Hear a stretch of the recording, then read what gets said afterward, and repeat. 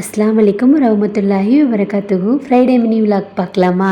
போன வாரம் பார்த்திங்கன்னா நம்ம ஊரில் இருந்தனால சாப்பாடு செஞ்சு தர முடியலை. இந்த வாரம் கண்டிப்பாக செஞ்சு கொடுத்துடணும். காலையில் எழுந்திரிச்சோன்னே என்ன பண்ணுவேன் பெருசாக, எப்பயும் போல் டீயை போட்டு குடிச்சிட்டு, இன்றைக்கி அஃப்ரீன் அம்மாவுக்கு ஸ்கூல் லீவு, அதனால் எப்பயும் போல் கொஞ்சம் லேட்டாக தான் எழுந்திரிச்சேன். அவளுக்கு பிடிச்ச பிரேக்ஃபாஸ்ட்டே செஞ்சு கொடுத்தாச்சு. அது என்னமோ மேகி இப்பினாலே அவங்க ஃபேவரட்டாக இருக்குது, அது என்னென்னு தெரியலை. சரின்னு சொல்லிட்டு செஞ்சு கொடுத்துட்டேன். லஞ்சுக்கு பார்த்திங்கன்னா தேங்காய் பால் சாதம் செஞ்சுட்டு அப்படியே சிக்கன் கிரேவி முட்டை அவிச்சலான்னு சொல்லிட்டு தான். ஃபஸ்ட்டு எப்பயும் போல் முட்டையை அவிய போட்டுடலாம், அது பாட்டுக்கு அவிஞ்சிட்ருக்கோம்ல, ஒரு 10 நிமிஷத்தில் அதோட வேலை முடிஞ்சு போயிடும்.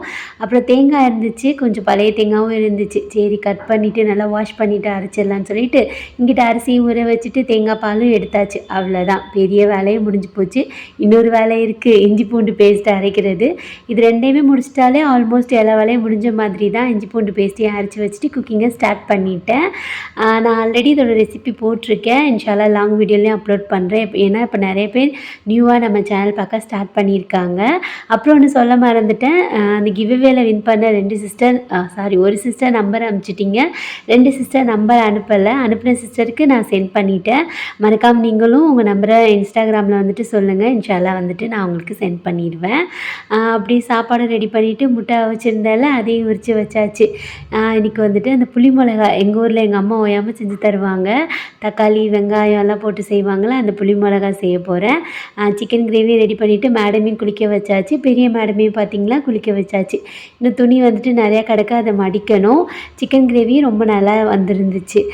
அந்த புளி மிளகா எப்படி செய்வாங்கன்னா, சின்ன வெங்காயம் போடுவாங்க, சின்ன வெங்காயம் இல்லை, ஒரு பெரிய வெங்காயம், ஒரு தக்காளி, கொஞ்சமாக பச்சை மிளகா, லெமனு உப்பு போட்டு பிசைஞ்சோன்னு வைங்களேன், செம்ம டேஸ்டியாக இருக்கும். நம்ம கடகடன்னு பேசும்போது கொஞ்சம் குளறிடும் வாய், எதுவும் நினச்சிக்காதீங்க. சாப்பாடும் பார்த்திங்கன்னா நல்லா உதிரி உதிரியாக சூப்பராக வந்துருந்துச்சு.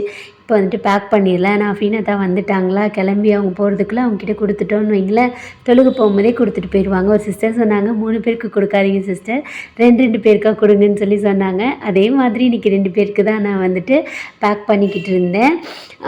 அவ்வளோதான்.